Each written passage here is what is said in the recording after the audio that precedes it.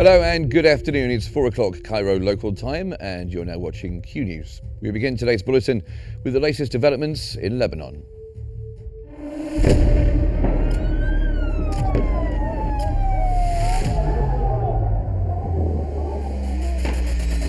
كل المستهدفين هن مدنيين. الوضع شيء مرعب، شيء بخوف.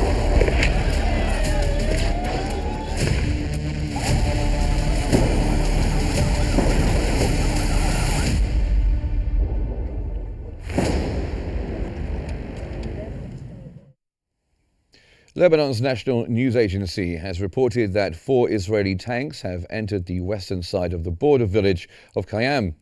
The agency also confirmed that an Israeli artillery shelling has taken place on the outskirts of Markaba and Talusa.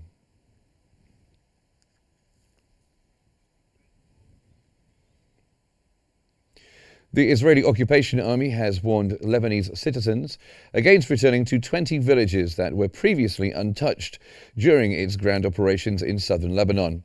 Army spokesperson Avice Adri'i issued a broader warning on X, ordering citizens to avoid 62 villages across a 500 square kilometre area in the south.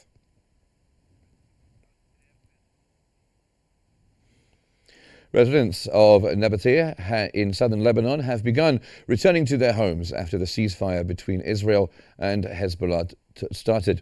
Amid widespread destruction, homeowners and business owners are assessing the severe damage caused by Israeli strikes in the heavily impacted city.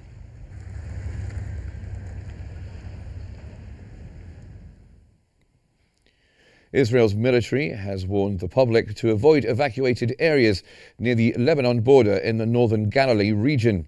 The occupation military warned that unexploded ordnance could still be present and advised the public to stay out of restricted areas, allowing security forces to carry out their operations.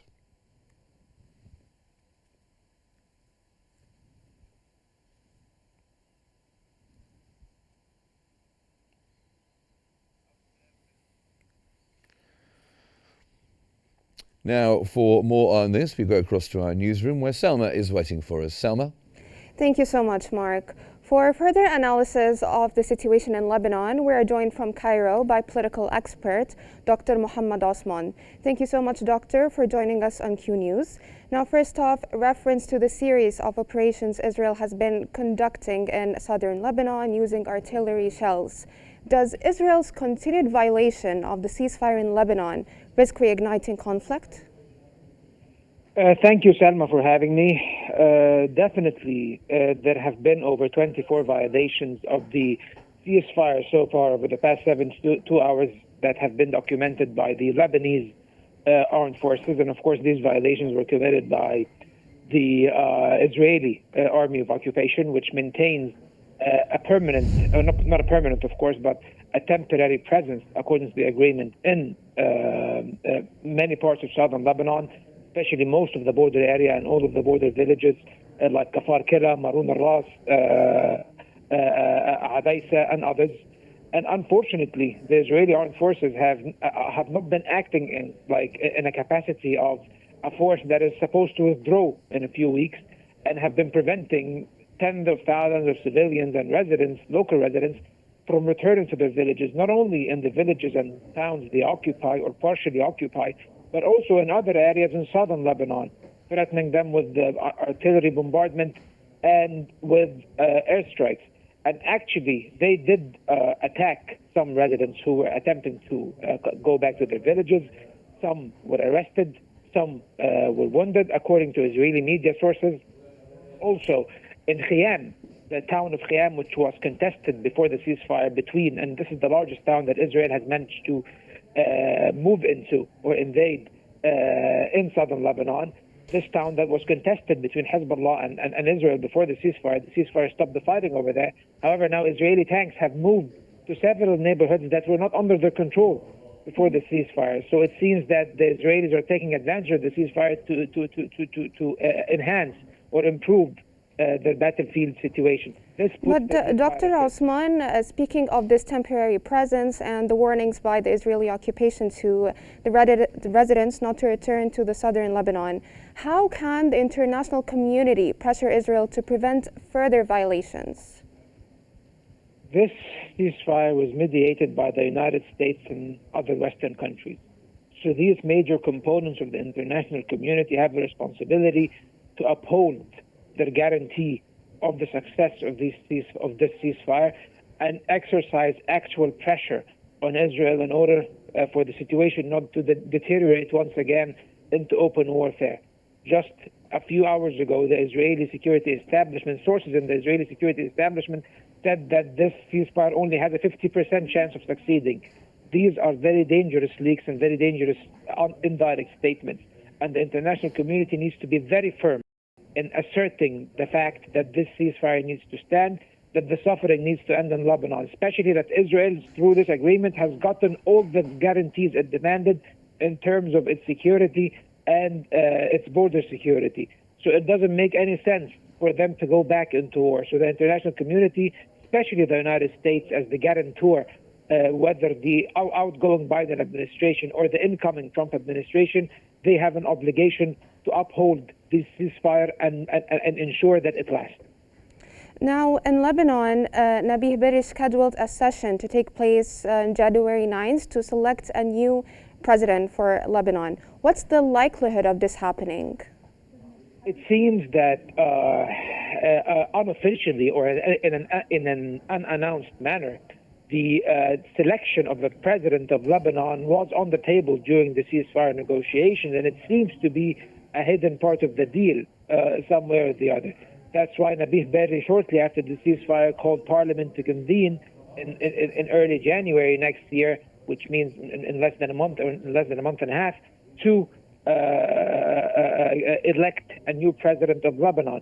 And let's not forget that Lebanon has not been able to elect a president for the past 2 years or even more because of Hezbollah's refusal to include or elect or blocking the election of a president that is not supportive of its political agenda. Right now the situation is different. Hezbollah has been substantially weaker and has been and is much more willing to engage in political dialogue with other Lebanese political forces. So most likely a new president will be elected this January, and he will be elected by consensus. It will be a candidate that is accepted by both the opponents and the parties that are pro-Hezbollah and Amal movement headed by Nabih Berri. Lastly, Doctor, I would like to shed light on the preparedness of the Lebanese army. What steps are needed to strengthen the Lebanese army's ability to secure the southern borders? The Lebanese army needs to receive unconditional support from the international community. The Lebanese army for the past 20 years has been deprived of essential arms and equipment and funding by the United States and several Western countries. This cannot be the case anymore. The Lebanese army needs to be equipped in a very efficient manner so that it can undertake its duty as the national army of Lebanon in protecting its border, in ensuring that the state monopolizes the use of weapons and arms. And let's not forget, the weakness of the Lebanese army is what allowed the flourishing of armed non-state actors. If the international community and the United States and even Israel do not want an armed presence of non-state actors in southern Lebanon, then we need to have a very strong Lebanese army. And I think many countries in the region, including Saudi Arabia, Egypt, and many other Arab countries, are willing to lend all the support. But the support of the United States, of the European Union, and France is very important as well. Thank you so much, Dr. Mohammed Osman, for sharing your insights and for all the information you provided us with. Now we're going to move back to Mark for more news and developments around the world. Thank you very much for that, Selma. Now, the latest developments in Gaza.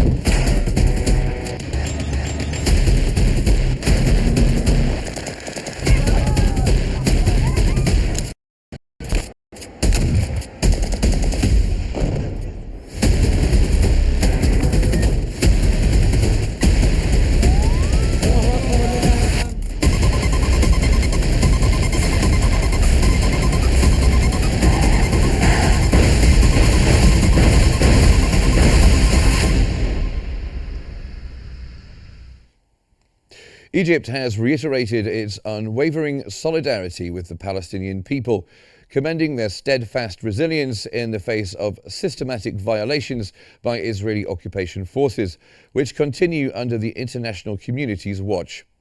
Egypt renewed its call for collective international efforts to end the Israeli occupation, enabling Palestinians to establish their independent state with East Jerusalem as its capital. Marking International Day of Solidarity with the Palestinian people, Egypt expressed regret that the occasion coincides with the brutal aggression Palestinians currently endure. The country emphasized the urgent need for an immediate ceasefire in Gaza and unconditional access to humanitarian aid.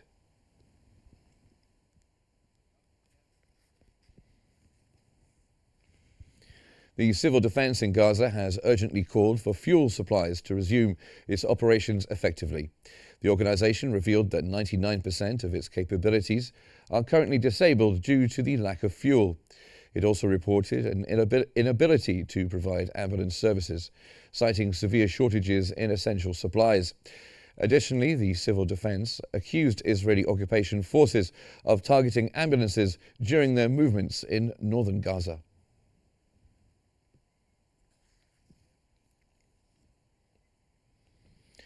12 civilians have been killed and others were injured in the ongoing Israeli strikes on the central and northern Gaza Strip. Local sources reported that 3 civilians were killed and 5 injured in an Israeli shelling near the industrial area in Tel El Hawa, southwest of Gaza City. Another 3 were killed and 5 injured in an Israeli strike in Wehda Street. 5 more civilians died and others were injured in a bombing of a house belonging to the El Dahdoha family in the Nusrat refugee camp. Additionally, 8 civilians were injured in Israeli bombardment of a seaside area west of Deir al-Balah.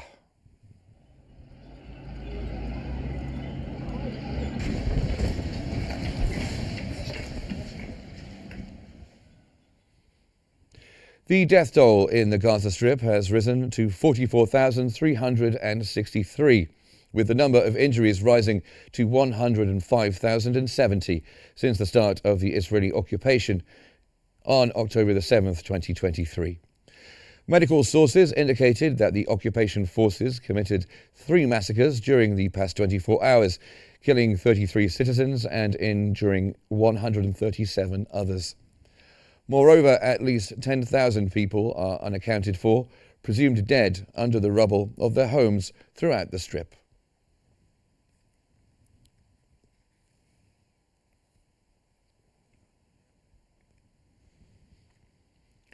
At least 4 Palestinians have been killed and several others were wounded in an Israeli airstrike on Qnews in the southern Gaza Strip. Local sources reported Israeli warplanes targeted a tent sheltering a displaced family behind the Abu Mata Mosque, located southwest of Qnews.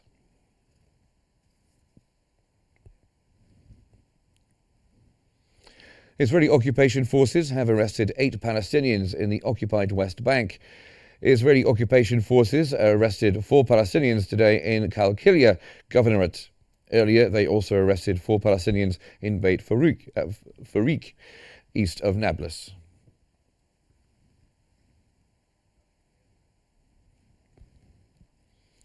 Israeli occupation strikes have killed at least 30 Palestinians overnight in the Gaza Strip, most of them in the Nusrat camp at the center of the enclave.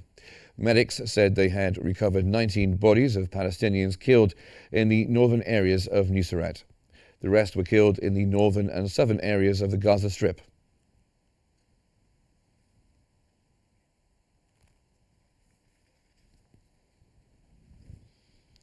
Reuters has said that the Supreme Court of the Netherlands has been advised by its Advocate General to uphold a ruling which states that the government must end its export of F-35 components to Israel.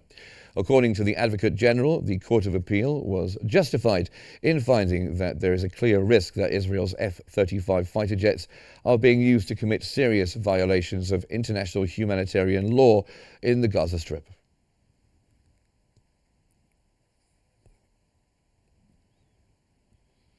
Displaced Palestinians in Gaza City are struggling to find basic necessities after evacuating from northern Gaza. Many have no option but to live in schools turned into shelters that lack food, clean water and other resources. Residents said earlier this month that Israeli forces raided shelters for the displaced, forcing people out at gunpoint. First responders say they can barely operate because of the Israeli bombardment.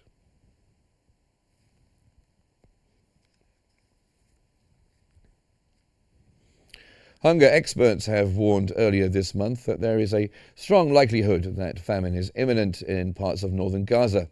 Displaced Palestinians queued up with empty pots to receive cooked food from a charity-run kitchen in the central Gaza Strip city of Deir el-Balah. Charities like these are a lifeline as displaced Palestinians struggle to find food due to limitations on the amount of aid entering the Gaza Strip.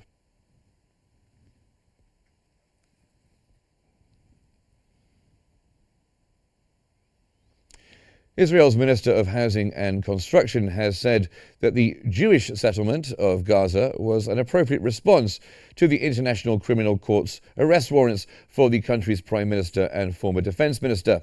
Israeli media stated that the minister repeatedly endorsed re-establishing Jewish settlements in the Gaza Strip after the war ends.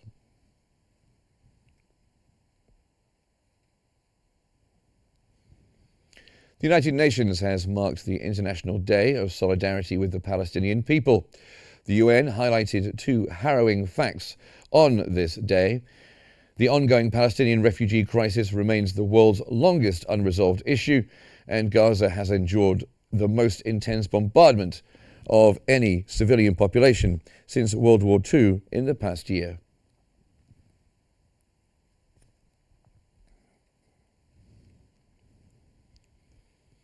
Spanish Foreign Minister José Manuel Álvarez has stated that the Middle East requires peace, not weapons. Álvarez denied allegations of Spain selling arms to Israel, confirming that no new arms export licenses have been issued since October 2023. He also revealed that ships carrying weapons bound for Israel are prohibited from docking at Spanish ports. Also, Álvarez underscored the critical role of the UNRWA, describing it as indispensable for delivering humanitarian aid to 2 million Gaza residents and ensuring regional stability. El Consejo de Ministros ha aprobado el nombramiento de un nuevo embajador de España en Argentina a propuesta del Ministerio de Asuntos Exteriores. The UN Secretary-General Antonio Guterres has reaffirmed the organization's commitment to supporting the Palestinian people's rights, including the right to live in peace, security and dignity on the International Day of Solidarity with the Palestinian people. Guterres emphasized that the UN would continue to stand in solidarity with Palestinians amidst the ongoing violence and humanitarian crisis in Gaza. He noted that this year's observance came at a time when Israel's actions in Gaza continue to result in severe loss of life and destruction, with no international accountability for the atrocities being committed.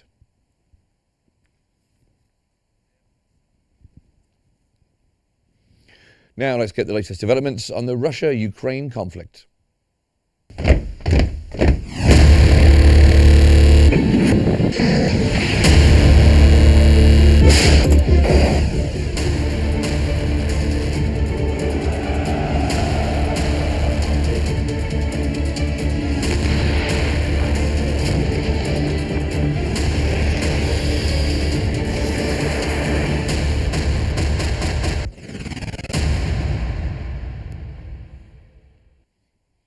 British intelligence has accused Russian President Vladimir Putin of using nuclear threats to instill fear regarding Western support for Ukraine.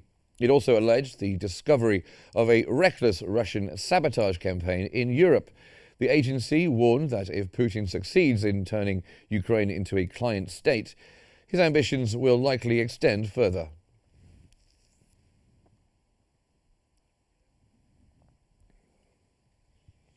The Kremlin has stated that deploying peacekeeping forces in Ukraine is only feasible with the consent of both parties in the conflict. The Kremlin has further justified targeting Ukraine's energy sector as a response to Western missile strikes on Russian territories. Also, the Kremlin criticized Japan's unfriendly actions, claiming they completely obstruct peace treaty negotiations between the two nations.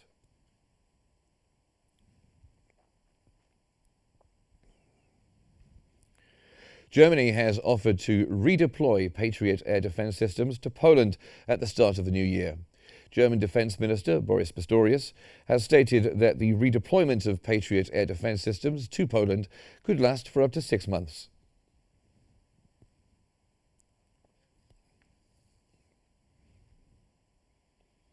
Russia's Foreign Intelligence Agency has revealed Western plans to deploy around 100,000 troops under the guise of a peacekeeping mission in Ukraine. It accused NATO of freezing the conflict to rebuild Ukraine's military strength and establishing training centers to mobilize up to 1 million soldiers. The agency also suggested NATO aims to prolong the conflict to exhaust Russia.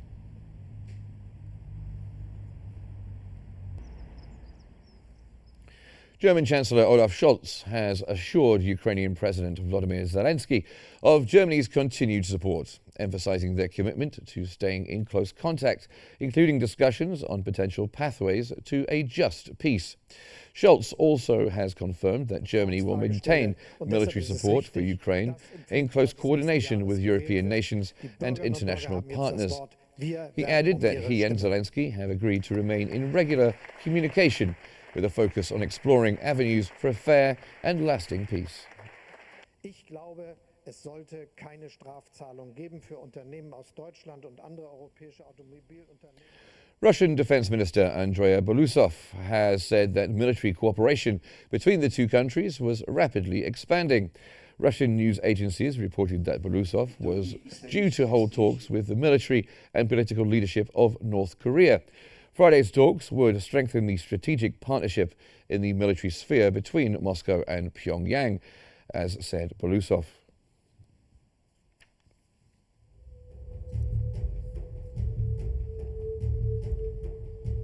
And we're almost at the end of our news bulletin, but here's what we've been covering. Israeli army warns Lebanese civilians against returning to 20 southern villages. Egypt reaffirms solidarity with Palestinians and condemns ongoing violations by Israeli forces.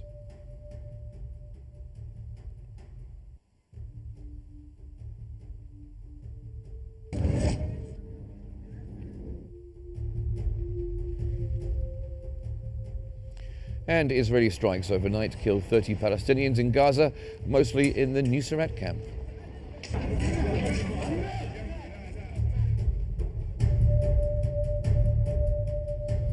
And that's all for now, but don't forget to follow Q News on YouTube, Facebook, X, Instagram and TikTok at Qnews EGY to stay informed. Thanks for watching.